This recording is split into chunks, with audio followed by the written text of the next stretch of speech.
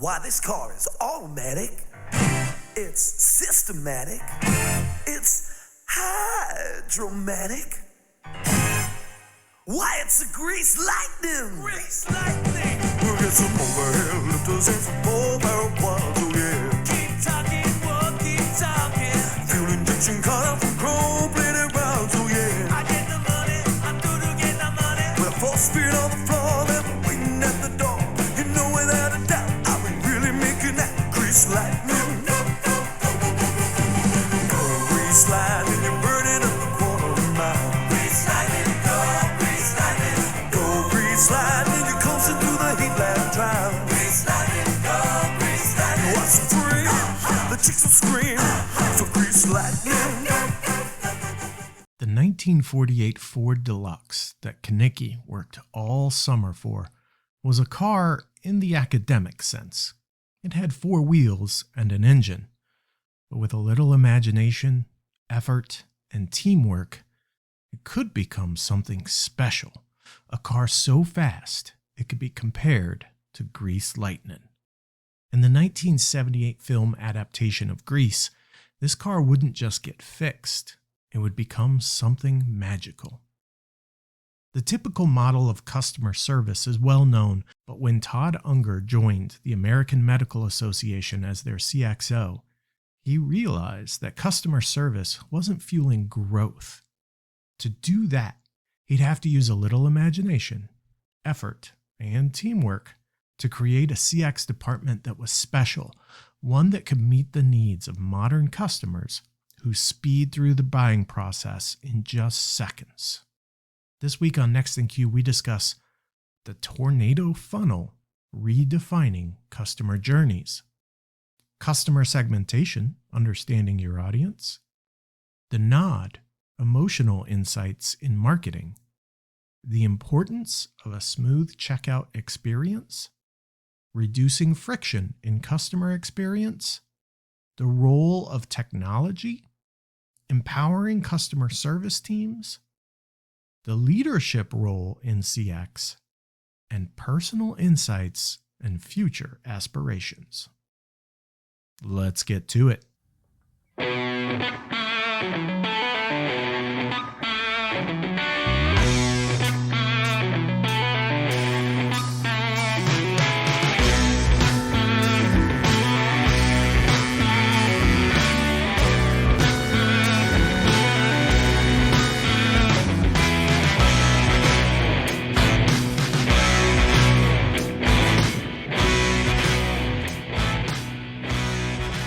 Todd Unger, you are next in queue, my friend. Welcome to the show. How are you? I'm feeling good. I'm glad to be here. I am glad that you're here. We are going to talk a little bit about your book, The 10-Second Customer Journey, but I want to introduce you. You are the CXO of the American Medical Association, the latest in a long list of stops in your career. And you put this book out last year, and we were just talking before the show. I absolutely love this book. It is great. But I want to start at the beginning when you rolled into this role as a CXO and kind of said, that's great. I don't know what the hell a CXO is. Can you tell me about that experience? I think it's funny because I did have my former CEO read the book in its draft form, and he sent it back to me. He said, this is very revealing. Are you sure you want to say this? And I was thinking to myself, what is he talking about? And I thought maybe it was because I said I didn't know I was doing when I started this. But yes, you're right. I refer to myself as an accidental CXO. I had never heard of that title before I got presented with this job, but the great opportunity for something like that is to make it your own and define it, because I think the role is kind of wide open and pretty varied across wherever it's being implemented. So that was exciting. And as you can see from the book and what I talk a lot about, it's really drawing off those kind of foundational parts of my career in marketing, product, commerce, and service that informed my personal point of view about what a CXO does, and then the specific tie to growth, which is kind of a big point about the book. Yeah. We just had an episode recently when we were talking about how to communicate with founders from a customer support standpoint, right? Or customer service. You could call that one of the four pillars of customer experience that you explore in the book. And a big part of that conversation was, how do we frame the conversation? And one of those ways to frame it is in revenue or growth, right? Those kinds of numbers. You talk a lot about the growth that you've experienced with the AMA, but I want to talk about kind of this old school sales funnel. And you've got a new term, and that applies to the 10-second customer journey. So, what is this new funnel? And tell me a little bit more about it. So the name that I came up with for this was called the tornado funnel, because the funnels that we grew up with, I mean, I started at Procter & Gamble a long time ago, and you talk about, awareness and interest and desire, action, repeat, all kind of in this neat sequential order that occurs over the course of time and is fueled by, tens of millions of dollars in advertising, you name it. Like, that's gone, because just transport yourself to this morning, whatever you were looking at online or in your social feeds. Maybe you just came across something you didn't even know you wanted, but they did. And from the moment you saw that to the moment you're hitting buy now, that could be 10 seconds, because the process occurs in parallel, that you become aware, you become interested, that you proceed through that commerce system if it's done right. And that's what I don't think people appreciate, is how hard it is to do that in a frictionless way. It's not easy, right? Because companies are big, all those different elements of that journey, they might reside in different departments. And just think about the orchestration that has to occur to make that journey possible. Yeah, it is a lot. I have to say that I was struck by this terminology because I grew up and currently live in Kansas, and we are famous for our tornadoes here. I don't think that was necessarily what you were going for, but you too grew up in a small Midwestern town. Is that right? Did you know that my Midwestern town was leveled by a tornado? I did not I know know. There's a that. piece of trivia, 1973. Oh my God. I was really young. Let's just put it that way. But that's my introduction to a tornado, the one that rolled through southern Ohio, including Xenia. It's a very famous tornado. But I grew up in the Midwest, so that's my own, and had nothing to do with the tornado funnel, but everything to do with Procter and Gamble, also located in southern Ohio. Okay. So that's a good backstory. We may come back to small town Ohio, but you talked about customer segmentation, and I have heard lots of people talk in different ways about customer segmentation from this is the services we're going to offer, or these are the special things that we're going to offer. But what you talked about in the book from a customer segmentation standpoint, I found interesting because, in particular, it revealed at one point in your career a new product that almost got axed because the initial focus group results said, nah, we don't want this. Can you tell us more about that and how you redid a focus group that launched a new product? So this mystery product that I will say I had a large part in, I came up with the idea and worked with the team at this company called First Brands that makes Glad products. In the past was Gladware plastic containers. And we were doing focus groups for this product. And one thing I'd already discovered in segmentation was we called them multi-bag users. I know that's not a very sexy title for actual segmentation, but like 60% of all plastic bags are consumed by like 17% of people. And they use all, two or three kinds of them: food storage, freezer, sandwich, you name it, snack.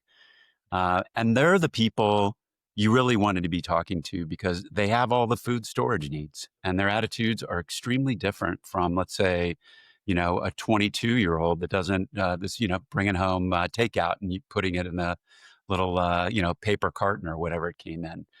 And so if the thing that people struggle with in marketing is getting to the point where people are really different and they think differently, and the way that they think, their attitudes and behaviors are predictive of whether they're going to be interested in your product or service. And it just is the way it is. Not everybody likes milk. I mean, it's just a fact of life. And the more that you can zero in on what that set of behaviors and attitudes are that are going to be predictive, the more successful you're going to be. It's going to tell you what the insight is. It's going to lead you to your heavy users. It's going to tell you what kind of media they're up to. All of these inputs, when I was working on that, kind of just went into like big media where you didn't have, a lot of use for it. Now they get plugged in to the digital, the digital environment, where that's what I'm saying. Like, you might be scrolling through your feed. We already know you're interested in that product because you have set off those signals that you're interested in it. And so that's where those two things come together, and why segmentation is so important. Yeah, it's such an evolution from the old school demographics way of looking at things, which reminded me of an episode that I did with David Allison, who his company Value Graphics talks about. We have so much more in common based off of what we value rather than who we are from an age or a race or where we live or anything like that. Those values actually drive behaviors. And that's really when you talk about attitudes and beliefs and the behaviors, that data is so much more valuable when it comes to really getting information in front of your ideal customer. It is. And that's one of the things that's played out in every category that I've ever done, whether, we talked already about plastic containers, and I took that into like the local online space, into video gaming, and then even into the physician landscape where, people always say like, well, we're talking to like all doctors. It's like, well, about what? Because everybody has a different thing that they're interested in. And one of the things I always say is like, I call them enthusiast audiences, and I've worked on like everything from skateboarding to heavy plastic bag users, whatever you want to call that. And people in those spaces have virtually unlimited demand or desire to learn more about what it is that they're interested in. And they'll scour that for equipment and products and people and trends and news, but they have zero appetite for everything else. And so you're either something people are interested in, or you're outside. And I think that's what's really redefined marketing in the digital age, is the ability to work in that new world. Yeah, absolutely. Which brings me to, when was the last time you gave the nod? And then explain this concept to us. So we'll start from the nod. So this is something I've learned through many years of research. Is you're trying to get to an insight into somebody as to why they believe what they do and how that would lead potentially to them being interested in your product. And that always gets to two components. One is like what your product does. But the second is, some will call it, for lack of better words, emotional insight into how people think and feel.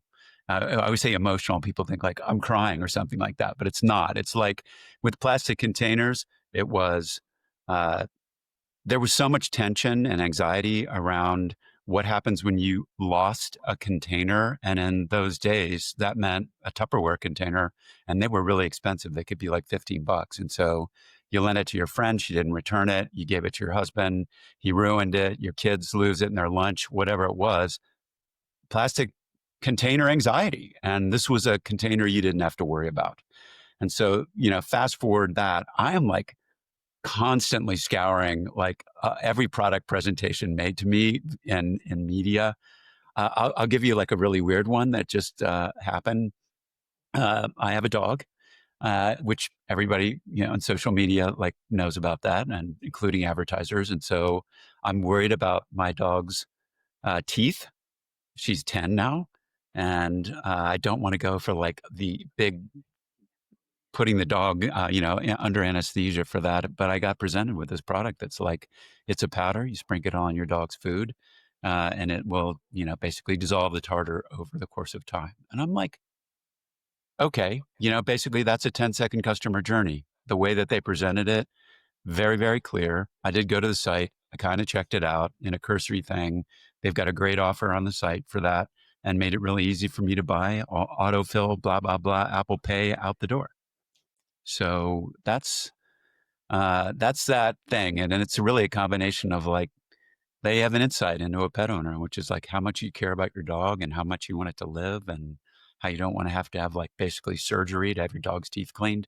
And they know these things. So there you go. The nod. I didn't actually say what the nod was, Rob, which is like physically, you can even see it in a focus group. When you read a compelling positioning to somebody, they will physically nod. They will go like that, which is, yes, you understand me, and I need that in my life. Mm-hmm. Yeah. You actually talked about just now how easy they made it for you to just, I love the phrase, shut up and take my money, right? Yeah. And they made that easy for them to just shut up and take your money. And that was something that you touched on in the book. I actually had this conversation yesterday with a friend, and we were talking about, they had been working to drive traffic to the website for the better part of a year, only to just recently find out that when they got someone to click the button, that there was an error that was happening. Oh my God. That is it's my nightmare. Yes. It is absolutely. And I literally, I picked up the book and I'm like, you should read this. This would help you, because you spend a lot of time talking about fixing your checkout page. Talk to us about the importance of, maybe above all other things that you can do in CX, fixing your checkout page. Yes, and this was a story that was inspired by one of the co-founders of Stripe, who I had the chance to see. And I said, I'm writing a book. Can you give me some advice about what you would do to reduce friction? And he just looked at me and he said, fix your checkout page, which you would expect from somebody at Stripe, but it's still very meaningful. And what is amazing is how little attention people pay to the checkout experience relative to all of the other things they're working on, all the new products and the way that they're displayed, the photographs, the website, whatever.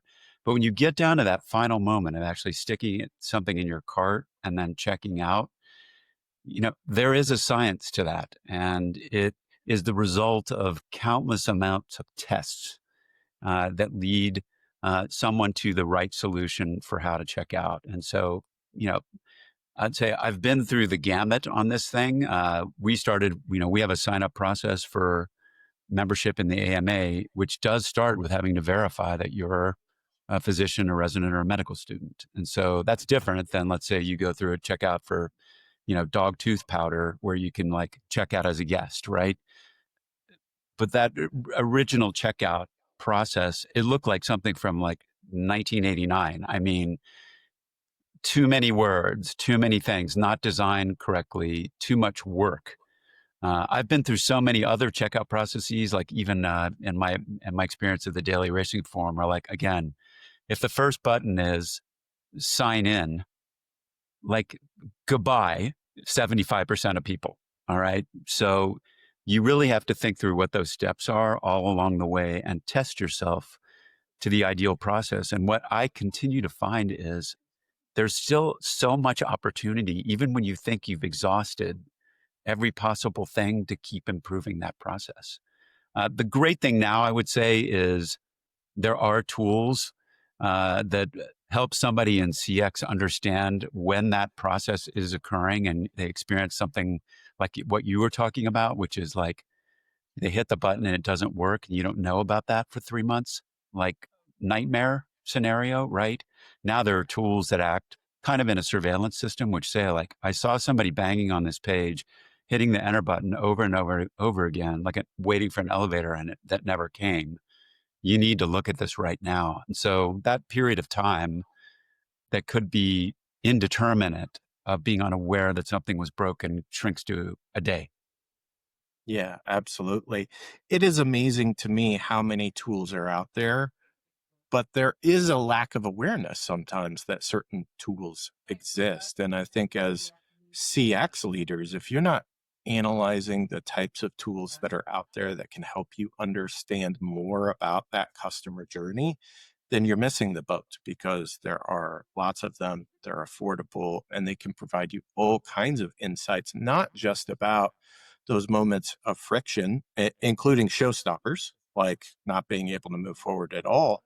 But there could be other navigation issues, for instance, on your website. It also tells you potentially like what is actually drawing people in.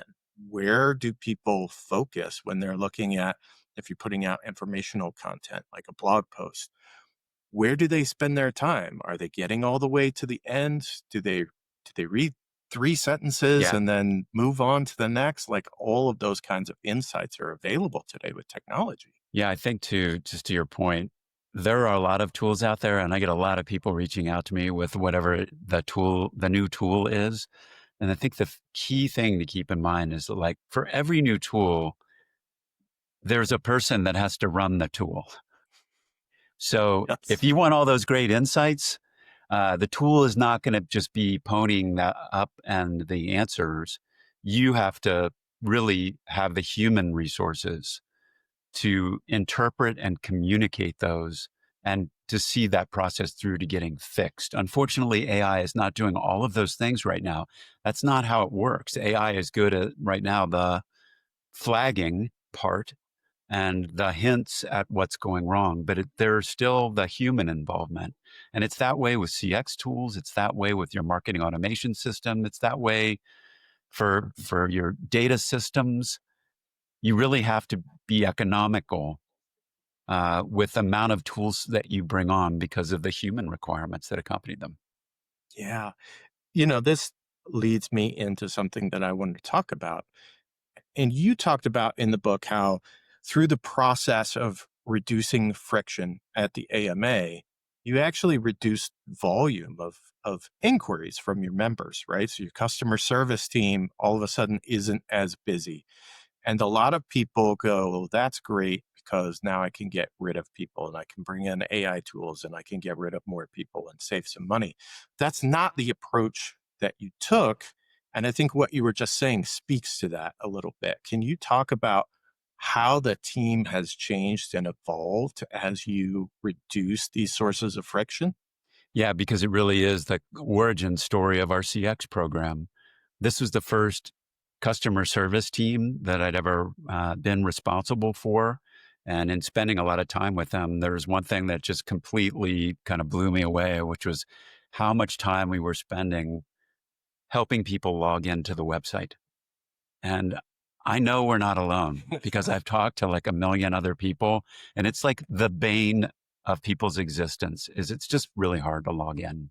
No matter what you add to the equation in terms of different sign-in capabilities, whatever it is, there are always people who are going to have problems with that. And I'd say it was occupying a quarter to a third of our time and energy in doing that. And the issue is that the customer service team was really good at fixing that problem on the spot and guiding people through the stuff. And I mentioned in the book, giving instructions like clear your cache and things like that that are just virtually proven to make your head explode. But what they weren't empowered to do is to fix the problem. So that's when I teamed up with our head of customer service and said, I'm repositioning you. And we are going to build a CX program that is responsible for fixing these problems that are occurring in the first place, so that we don't have to kind of torture our users every time they go through the process, and it's going to take the load off. And so that's how that process began. And for us, we didn't get like 10 new people to be in the CX department. I started with one. And then as we began to make improvements into the problems that were driving all the volume in our contact center, we started trading people out into customer experience roles.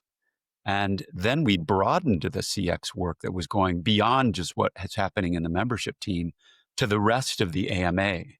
And then we began to train the people on those teams. So we have literally hundreds of people across the organization involved in CX projects across the AMA in their own stuff, scaled from starting from scratch with nothing, and then building to a team of 6 with no additional headcount over the course of time.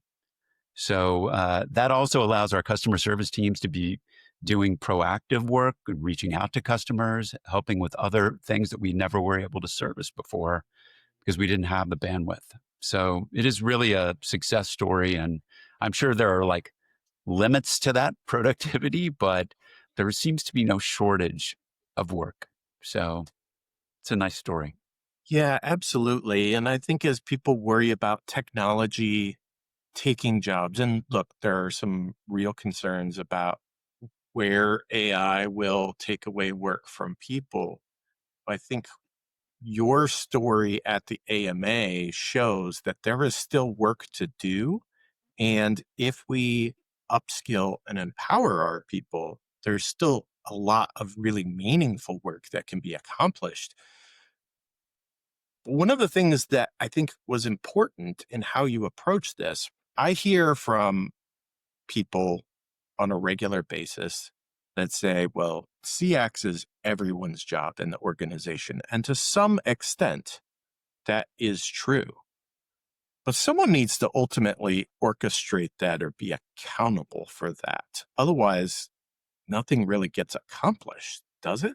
Yeah, I really dislike that kind of like service is everybody's job or whatever. I mean, yeah, I understand what that kind of call to action is, but CX is a responsibility and it's an organizational function, just like any other one that's going on. And there is a set of tools and a set of knowledge, experiences, and kind of leadership that you need in that group. But it does work differently, I think, than other functional groups.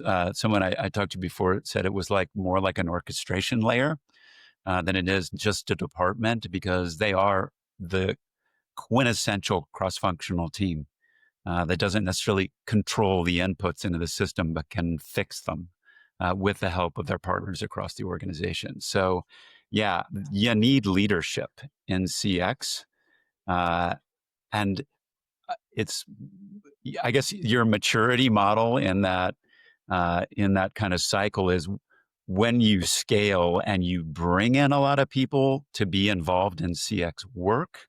That's a really, really good thing. But it still is emanating from this core group of folks that are building that knowledge base, building the tools, being there to work with those folks through those problems instead of just kind of hanging them out on their own. Todd, you've been at the AMA for quite some time now, and you've had this really interesting career at a lot of different places. And I'm not suggesting that you're going to be leaving the AMA anytime soon, but I'm wondering about maybe what's in your future. Have you ever considered, doing a CX function at a bar, maybe in Philadelphia or something like that? I understand you know an attorney in the Philadelphia area who works with some fine people that have a bar there, someplace where it's always sunny. I don't know. That's so fun. I think you're referring to my brother, Brian, who's been a recurring character and It's Always Sunny in Philadelphia.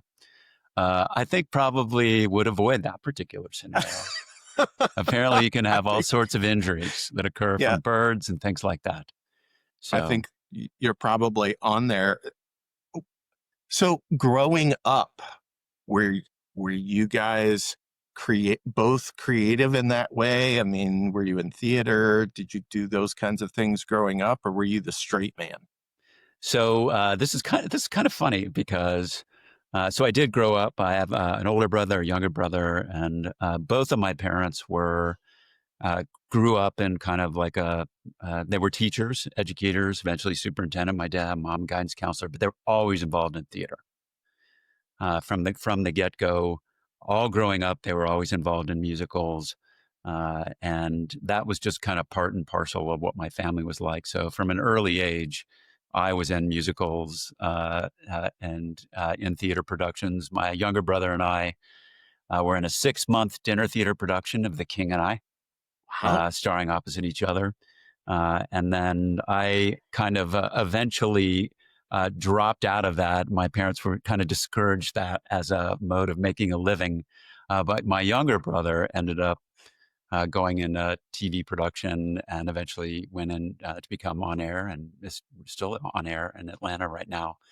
Um, but that's in me. And that was, I guess, part of what happened over the course of the pandemic is we really needed to change how we were communicating with physicians. And I was like, well, we're going to start a new video, the COVID update, out of my bedroom, me working with my creative director with teams and recording just like we're doing right now with a set of doctors, AMA leaders, etc. And I was like, well, I love it. Don't watch those from like 5 years ago. You can look at them from the more recent time because I did learn a lot. But so that's definitely part of my structure, my gene structure now is something in there. I wonder about, you're a really strong communicator. You have a great presence to you. And I wonder how much of that you derived from that theater background and how that's served you in roles throughout your career. It's funny. I don't really think about that a lot, but I'll tell you, it had to help. People all the time ask me about how to improve their presentation skills. And I just tell them there is only one way with that, and it's practice. You have got to be up there and doing it, and you will get better every time. And so look for every opportunity to do that. I think the pivotal moment in my life was that Kenickie in Greece, the person playing that role hurt himself, and I had to substitute for him that night. And so if you can do that and step into singing Grease Lightning, you can pretty much do anything. Yeah, absolutely. So I want to stay maybe with theater. Was that where the love of fashion came from, or was there something else? And like, what was the first item that you looked at and you were like, man, that just, I need that. That needs to be on me. There is, this is a fascinating, what is it, like a nature versus nurture thing? Because from an early stage in my life, I always was like very interested in clothes. And, those are the days when my mom would like buy my younger brother everything brown and I got blue. And that's just, kind of went from there. But I was very much into that from a young age. It does stem from my dad. And he was very much into clothes and was well known for his sport coat collection. And there was just kind of an emphasis on clothing and shopping and stuff like that. I mean, we're like a middle class family growing up in Central Ohio, so like, this is not Park Avenue stuff. A lot of trips to TJ Maxx, but that kind of continued with me. And I will tell you that, like in certain points of my lifetime, I really wanted to work in kind of a fashion business and just did a lot of interviewing and stuff like that. And eventually concluded that the more glamorous it looks from the outside, the worse it is on the inside. And I had a couple of like experiences, like kind of exploring that where I'm like, you know what? It's better just to wear nice clothes than it is to be in that business. It's rough. So sometimes the more boring, like plastic bags, the better because they're just, you need innovative thinking in categories like that. I guess I kind of made it midway with this enthusiast category because I just really like when people are passionate about what it is that they do or what they're interested in and how that leads them to, it just opens up so many opportunities to serve them. I love that. So speaking of, I'm curious, did you grow up around horses? Were you a horse enthusiast before going to the daily racing farm? Or did you gain an appreciation for horses through that experience? So just as background out there, I call myself like I'm definitely a horse enthusiast and an equestrian with equestrian aspirations. But that is also a funny story because it was coincidental with my move to the Daily Racing Forum, which, if you're, there are not as many people familiar with horse racing now, except for the big races out there. Speaking of enthusiast audiences, there are 1.5 million horse players out there, and they're primarily interested in the betting aspect about horses. And so I went to work for somebody that I used to work with at Hearst. He was the CEO of this private equity backed kind of turnaround situation and took over on kind of digital and marketing for them. And I'll tell you, it was a lot of fun. And horse races, if you get to go to the Preakness or Belmont or Kentucky Derby or any of these, even the ones on the day-to-day basis, they're very exciting. And horse players are a lot of fun. And I also got to work with breeders, and you go down to Lexington and see where all these famous horses are. I got to pet the Triple Crown winner, American Pharoah, twice. So that was a lot of fun. And so that was happening on one side of my life, the professional part of it and the racing part of it. And then on the family side of that, my wife kind of re-energized around horseback riding when my daughters came of age to be able to do that. And then they evolved into being kind of regular horseback riders. And I was kind of odd man out in that equation.